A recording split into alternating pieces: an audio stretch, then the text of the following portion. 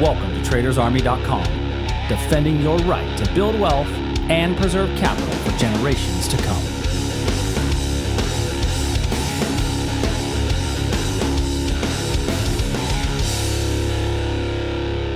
Good morning, everybody. Welcome to today's edition of the Daily Market Commentary. I'm your host, Chuck Fulkerson. Hope you all had a great day yesterday. We're going to do what we do each and every day, looking at the futures markets, identifying potential reversals and breakouts from an educational perspective.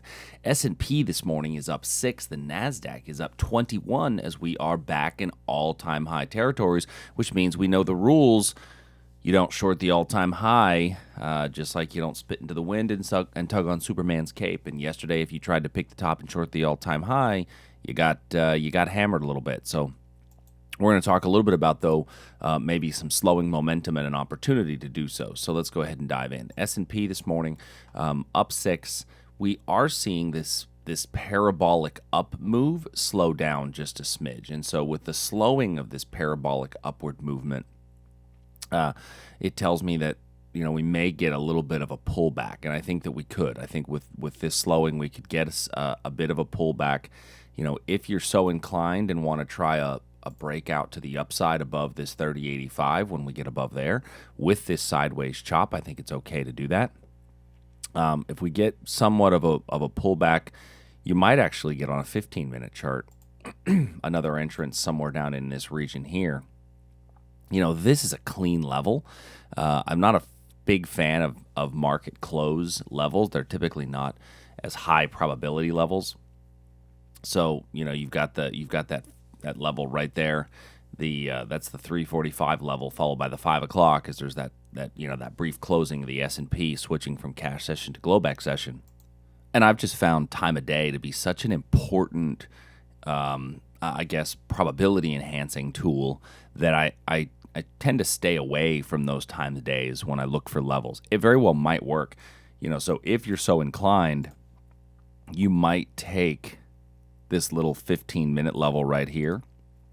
And I think there's nothing wrong with the structure of the level. Matter of fact, I like the structure of the level, but your time of day is fairly weak.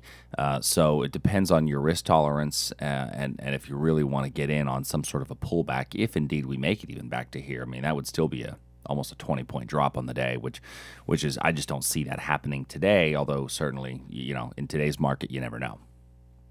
In the Nasdaq, another opportunity would be this area right in here. This is the one that we looked at yesterday. It's on the hourly chart, a little bit higher than this corresponding S&P level. Same thing if you want to try the breakout to the upside above this high. I think you may get an opportunity there. Crude oil. So in crude oil yesterday, we had a breakout potential right here. Unfortunately, we didn't get the basing in front of the level to qualify for a quality breakout. We spoke about this, the other day as far as what is a false breakout, and without getting that basing in front of the level, it loses the quality when it comes to a breakout. So a couple of different opportunities now exist in here for trades, and the one above us being the confirmation short. Now our 4-hour trend is definitely going up, so this is a confirmation level on the short. We came very close to that area right here and pulled away, which is why that has to be a confirmation entry at this point. Now continuing to head higher, if I look at this on a smaller time period, go to a 15-minute chart, this level here was a pretty good zone, but we got this big long wick here as a retest. We are coming into this area up here, which would normally make for a good reversal, but we're basing in front of the zone. So I think at this point, the better thing to do is to just be patient and hold off.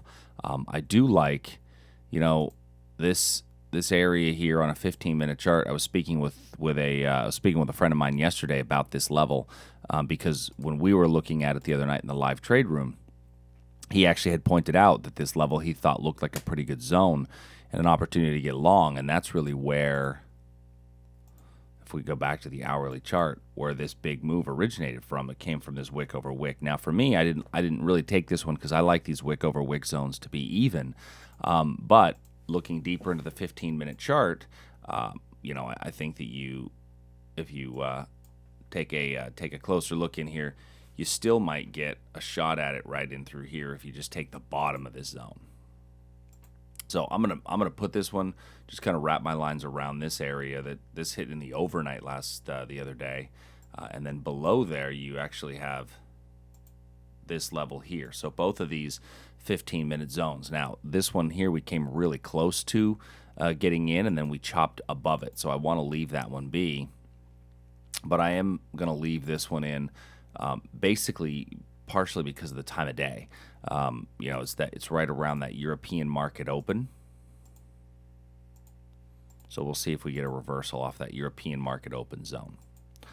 Next would be gold. So looking here at gold, we're coming down very close to our 15-minute potential entry here.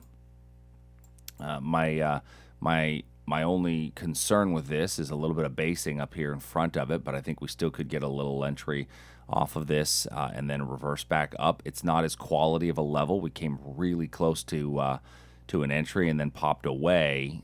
So with that, I've got to be a little bit more cautious. Although the zone may not even be really wide enough to do a confirmation entry, it is one that we'll have to slide to that style. Moving over to bonds and currency markets. So yesterday in the ZN, we talked about price coming up in here, and we did come back up from this level. 1, 2, 3, 4, 5. After 6 candles, price had gone nowhere, and that's exactly what we said in the daily market commentary. Is that keep an eye on those 6 candles, and the 6 candle rule came into effect. Now that then created the breakdown below that zone. So oftentimes when you get the 6 candle rule come into play, it's a strong indicator that price is about to reverse and go the other direction, and that's exactly what we saw happen in through here. So if I go to the 15-minute chart, I will look at this area here as a potential reversal point if price does make it back up to this zone. I think that this 15-minute level is a pretty clear reversal level up in here with all those wicks stacked on top of each other below this pivot high. Looking there next at the Aussie. So the Aussie, we had this big, huge move down. Once again, no basing in front of the level. It didn't qualify for the breakdown because of the basing. You can't have a false breakout if your breakout rules haven't been followed. So it's not gonna be a false breakout if the breakout rules didn't apply. So looking at this, I think we may have a little reversal here at this level. Typically, right at the midnight hour is typically a decent time of day for Aussie reversal trade. So look at that zone. Euro, we've fallen down in the overnights off of this potential breakout above here, which we talked about yesterday. I'm going to wrap my lines around this little wick over wick area here because of the time of day that it was formed. Once again, I like my wick over wick areas to be a little bit more even on the length of the wicks. And so what I could do is go to a 15-minute and maybe see, does it warrant shrinking that area up? And I think it does. So I'm going to trim that area up. Your stop, the tightest your stop could be would be above this green candle's high. So we'll look at that as a 15-minute entry. And then the Canadian dollar. So in our Canadian dollar, very similar move to what we talked about earlier. We didn't, unfortunately, get the basing. It's moving, but we didn't get the basing. So what I'm going to do is take this off and now look at this little wick over wick area in here where we popped through that line, which would be right here for a potential reversal. So lots of 15-minute small levels. So what do 15-minute smaller levels tell me? It tells me that my probabilities are a bit lower, and I need to be cognizant of that fact. Looking last at our last 2 currency markets, and then I'm going to talk about our nat gas trade. So those of you that were in the live trade room Sunday night, our nat gas trade, which was a gap and go scenario, has started to make a good move. We've hit our first target.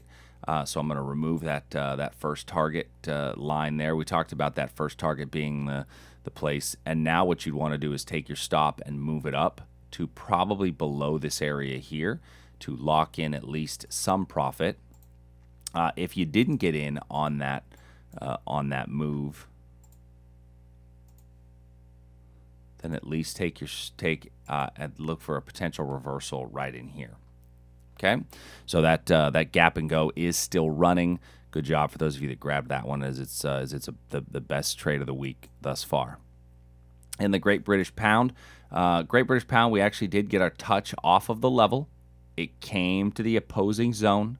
We then got to move away and then got a quick stop out. So, we didn't bounce around inside of here as much as I thought we might.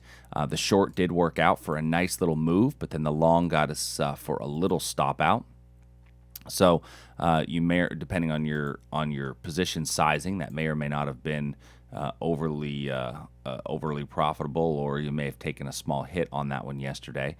But now, what does it leave me? Well, if I look at the 15-minute, I've got some of these little areas in here, a little bit of this noise, and some of these areas over here, a little bit of this noise, and these lower wicks are giving me indication that there's chances that price can rally up from this zone. Unfortunately, none of these are quality enough for me to lean on. When I look at this, I don't see a quality level here for me to lean on, and so I'm just going to stay away and not really force a trade and add anything to my lines for today. The Japanese yen.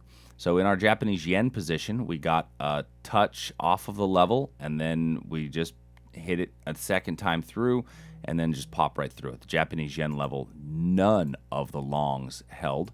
Our short breakdown worked great from the prior day, but none of the longs held, and so we've now officially come into a pretty strong downward trend, big move down on the 4-hour even. So I need to look, when we get some sort of a rally, where's our best entry point? I think we would look up here, which is where we came down from on the hourly chart. So with that being said, I hope you guys have a great trading day today. I'd love to see you take a visit to tradersarmy.com. Take a look at some of our educational content that we have on the site. If you've got any questions, please send us an email, support@tradersarmy.com. Till tomorrow, everybody, have a great day. See you.